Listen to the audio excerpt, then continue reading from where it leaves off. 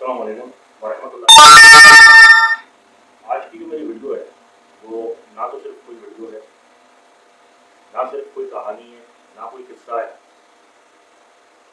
और वो ऐसा एक सानिया आप कह लो, उसको ऐसा एक वाक़या कह लो जिसकी वजह से इस्लाम, दीन इस्लाम इस दुनिया में वजूद आया, बहुत सारी कुर्बानियों के साथ, बहुत सारी अल्लाह ताला की आजमाइशों के साथ।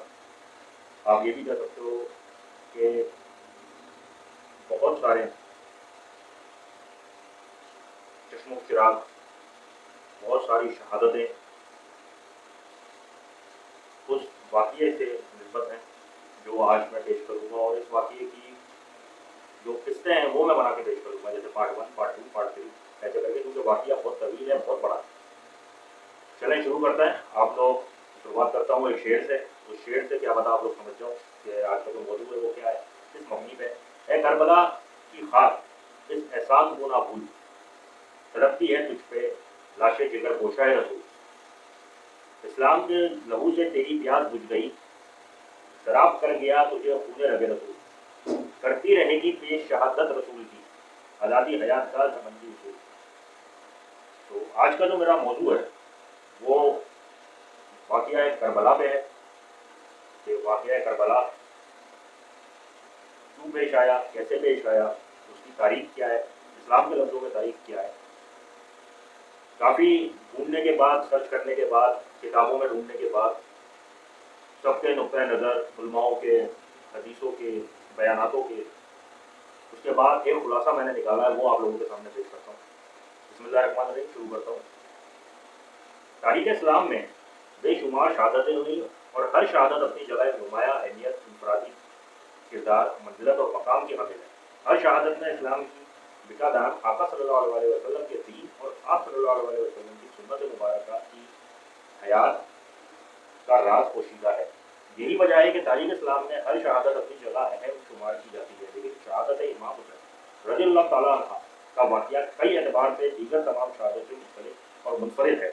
इसकी इफरादियत की एक वजह यह है कि आप रसूल सल्लल्लाहु अलैहि वसल्लम के चश्मो चिराग थे, और ऐसे चश्मो चिराग के जिन्होंने बराह रास्त हुजूर सल्लल्लाहु अलैहि वसल्लम की गोद में परवरिश पाई थी, आपके मुबारक कंधों पर सवारी की थी, आपके लुआब दहन को अपनी ग़िज़ा बनाया था, और जिन्हें हुजूर नबी अकरम सल्लल्लाहु अलैहि वसल्लम का बेटा होने का शर्फ हासिल था।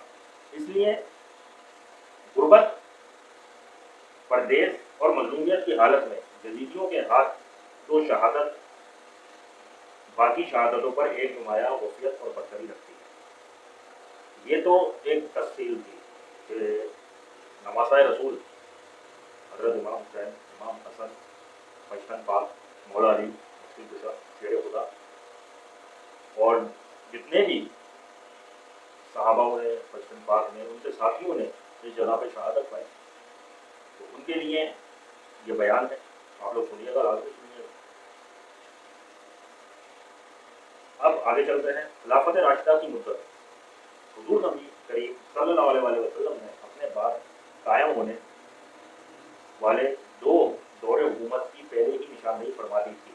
हज़रत सुफियान रज़ियल्लाहु तआला अन्हु से रिवायत करते हैं कि हुजूर सल्लल्लाहु अलैहि वसल्लम ने फरमाया, मेरी उम्मत में खिलाफत 30 बरस तक रहेगी, फिर इसके बाद मखदूमियत को वाली मुसलसल बगावतों पर काबू पाने के पेश नज़र आपने दारुल हुकूमत कूफा मुंतखब फरमाया, और हालिका हजाज और हरमैन के इलाके पर अमल थे। जब हज़रत अली ने अपनी खिलाफत का मरकज़ कूफा करार दिया, तो वो जो खुद को शान अली रज़ियल्लाहु तआला अन्हु हज़रत अली का गिरोह कहलाने वाले थे, अतराफ़ अमल से सिमट कर हज़रत अली के करीब के ख्याल से कूफा में जमा होने लगे, और कसरत के साथ उन्होंने कूफे में सुकूनत और रिहाइश इख्तियार की। इसी तरह कूफा शान अली का मरकज़ बन गया। इस दौर सुनक्षा में 4 जमातें वजूद में आईं, जिनमें एक जमात ऐसी थी जिसने खुलकर हज़रत अली की हिमायत और बनु उमैया व दीगर शख्सियात की मुखालिफत का ऐलान कर दिया। इस जमात ने खुद को शान की जमात करार दिया, और इसी सियासी जमात की बिना पर आगे चलकर ये जमात शान अली करार पाई। याद रहे कि शान अली का नाम जो इस वक्त मारूफ हुआ, इससे फकमी और मजहबी नज़र से वो शिया मकतब फ़ख्र मुराद नहीं था, जो बाद में बाकायदा فقہ کی تدوین و تعلیف کے بعد وجود میں آیا، بلکہ اس سے مراد حضرت علی رضی اللہ تعالیٰ عنہ اور حضرت امیر معاویہ رضی اللہ تعالیٰ عنہ کے درمیان اختلاف کے وقت حضرت علی کی خلافت کی سیاسی حمایت کے طور پر پیدا ہونے والا گروہ ہے۔ دوسرا طبقہ بنو امیہ کی حمایت پر وجود میں آیا۔ پہلے پہل یہی دو گروہ آپس میں متصادم ہوئے۔ اسی دور میں ایک تیسرا طبقہ بھی وجود میں آیا جس نے حضرت علی اور حضرت امیر معاویہ دونوں کی مخالفت کی۔ اس طبقے نے ان دونوں ہستیوں کے خلاف ایک مسلح کشمکش کا آغاز کیا۔ یہ طبقہ خوارج کہلاتے ہیں۔ یہ خارجی نماز، روزے اور زکوٰۃ کے پابند تھے۔ نوافل، تہجد، کثرت ذکر اور کثرت تلاوت جیسے اعمال بھی بجا لاتے تھے۔ انا حکم اللہ الا اللہ کی حکمرانی کا نعرہ بلند کرتے تھے، لیکن معاذ اللہ حضرت علی رضی اللہ تعالیٰ عنہ اور حضرت امیر معاویہ کو واجب القتل اور کافر قرار بلاتے تھے۔ چوتھا طبقہ کثیر صحابہ اور ان کے متبعین کا تھا، جو حضرت علی کی خلافت کو برحق جانتے تھے لیکن حضرت معاویہ کے بارے میں بھی خاموش تھے۔ ہجری کے اختتام سے پناہ مانگنے کا حکم حضرت امام حسین رضی اللہ تعالیٰ عنہ کی شہادت عظمیٰ کی یہ ایک منفرد خوبی ہے کہ حضور نبی اکرم صلی اللہ علیہ وسلم نے اس کی تفصیلات بہت پہلے بتا دی تھی، تا ان کے جائیداد تک سے بعض اہل بیت واقف ہو چکے تھے اور انہیں بخوبی پتہ چل چکا تھا کہ مستقبل میں کیا ہونے والا ہے۔ ان حیرت انگیز قبل و وقت تفصیلات کو موجودانہ پیشن گوئی کے سوا کوئی نام نہیں دیا جا سکتا۔ یہی وجہ ہے کہ میدان صفین کی طرف جاتے ہوئے راستے میں حضرت علی شیر خدا نے کربلا کے ان مقامات تک کی نشاندہی کر دی تھی جہاں ان حضرات کو شہید ہونا تھا۔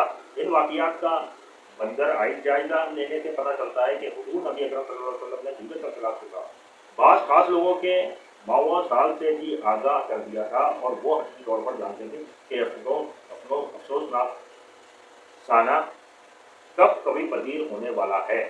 حضرت ابو ہریرہ بھی ان کے خاص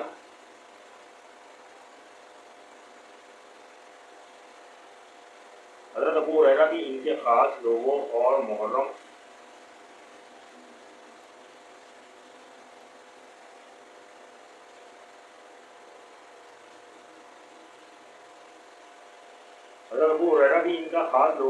میں راز دوستوں میں سے تھے، جنہیں اچھی طرح علم تھا کہ سن 20 ہجری کے اختتام تک سیاسی و ملکی حالات مستقل نہیں رہیں گے بلکہ ان میں نمایاں تبدیلی آ جائے گی۔ حکومت کی باغدور ایسے غیر صلاح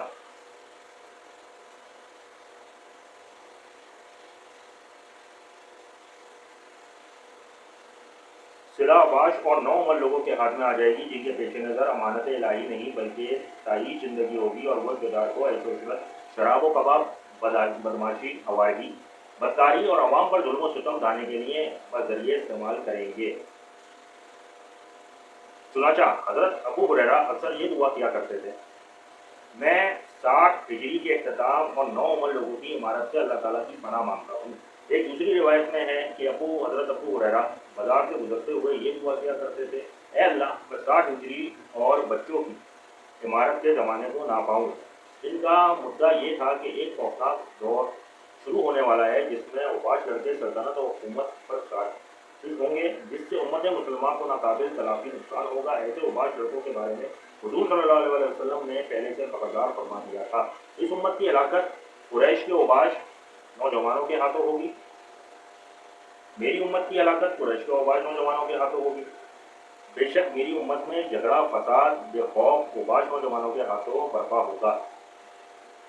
حضرت ابو ہریرہ نے سے ایک اور روایت میں ہے کہ رسول صلی اللہ علیہ وسلم نے فرمایا، اہل عرب کے لیے اس شر کی وجہ سے تباہی و بربادی ہے جو سن 20 ہجری کے قیمت اور صدقہ زکوٰۃ کو تعاون خیال کیا جائے گا، اور گواہی شخص جان پہچان کی بنا پر ہوگی اور فیصلہ ذاتی خواہش کی بنا پر ہوگا۔ حضرت ام سلمہ روایت کرتی ہیں کہ رسول اللہ صلی اللہ علیہ وسلم نے فرمایا، میرے جگر گوشہ حسین بن علی کو سن 20 ہجری کے اختتام پر شہید کر دیا۔ حضور صلی اللہ علیہ وسلم کے اس پیشن گوئی کے مطابق سن 20 ہجری میں قبیلہ قریش کی شاخ بنو امیہ کا اوباش نوجوان یزید بن معاویہ تخت نشین ہوا اور 21 ہجری کے ابتدائی 10 دنوں میں سانحہ کربلا پیش آیا، جس کا واضح مطلب یہ ہوا کہ حضور صلی اللہ علیہ وسلم نے یزید کی حکومت سے پناہ مانگنے کا حکم فرمایا تھا اور بتا دیا تھا کہ یہی وہ شخص ہوگا جو اہل بیت کے خون سے ہاتھ رکھے گا۔ چنانچہ حضور صلی اللہ علیہ وسلم کے حکم کی پیروی میں حضرت ابو ہریرہ یزید کی نوخیز اور لاابالی حکومت اور اس کے ظلم و ستم سے بھرپور دور سے پناہ مانگا کرتے تھے۔ چنانچہ آپ کی دعا قبول ہوئی اور آپ 1 سال پہلے ہی فوت ہو گئے۔ 2 خنجروں میں سے نیزے بالوں میں گر گئے، ثنا حسین اشو بالوں میں گر گئے۔ گورنر مدینہ کے نام یزید کا خط۔ یزید کی تخت نشینی کے بعد اس کے لیے سب سے اہم اور بڑا مسئلہ حضرت عبداللہ بن عمر، حضرت امام حسین اور حضرت عبداللہ بن زبیر کی بیعت کا تھا، کیونکہ ان حضرات نے یزید کی ولی عہدی کو قبول نہیں کیا تھا۔ مزید یہ کہ امت مسلمہ میں یہ ایسی بلند پایہ شخصیتیں تھیں کہ جن سے یزید کو اندیشہ تھا کہ کہیں ان میں سے کوئی خود خلافت کا دعویٰ نہ کر دے۔ چنانچہ یزید کے لیے اپنی حکومت کی بقا اور مضبوطی کے لیے ضروری تھا کہ وہ ان حضرات سے بیعت لیں۔ اس لیے تخت نشین ہوتے ہی یزید نے مدینے کے گورنر ولید بن عتبہ کو حضرت امیر معاویہ کی وفات کی خبر بھیجی اور ساتھ ہی یہ حکم نامہ بھی بھیجا۔ حضرت امام حسین رضی اللہ تعالیٰ عنہ، حضرت عبداللہ بن عمر رضی اللہ تعالیٰ عنہ اور حضرت عبداللہ بن زبیر سے میرے حق میں بیعت لو، اور جب تک وہ میری بیعت نہ کریں انہیں ہرگز مت چھوڑو۔ آج جو تھا وہ کربلا کا واقعہ میں نے پارٹ 1 بنوایا پڑھایا ہے آپ لوگوں کے لیے کہ آپ لوگ اس کو دیکھ لو۔ کل انشاءاللہ تعالیٰ میں اس کا پارٹ 2 آپ لوگوں کی خدمت میں حاضر کروں، کیونکہ ہم لوگ محرم، 9 محرم، 10 محرم، مہدی امام مہدی علیہ السلام، ہر چیز میں شامل بھی ہوتے ہیں، دیکھتے بھی ہیں، سنتے بھی ہیں۔ محرم کے 40 دن تک بھی چپ رہتے ہیں اور افسوس مناتے ہیں، دکھ مناتے ہیں، لیکن ہم لوگوں کو یہ پتہ نہیں ہے کہ واقعہ کیوں پیش آیا، کیا وجوہات تھیں، اور اتنی شہادتوں کے بعد ہمیں اتنا خوبصورت اسلام، ہمیں اتنا پیارا دین جو ملا ہے، تو ہمیں اس کی قدر کرنی چاہیے اور اللہ تعالیٰ سے یہی دعا کرنی چاہیے کہ اللہ تعالیٰ ہم سب کو صراط مستقیم پہ چلائے، اور ہمارے نبی نے اور اللہ تعالیٰ نے قرآن پاک میں جو بھی حکم فرمایا ہے یا جو ہمیں نصیحتیں فرمائی ہیں، ہمیں اللہ تعالیٰ ان کو قبول و مقبول کرنے کی صلاحیت عطا فرمائے۔ آج تک کے لیے بس اتنا ہی، کل انشاءاللہ تعالیٰ پھر نئی ویڈیو میں حاضر ہوں گا، اجازت دیجیے، اللہ حافظ۔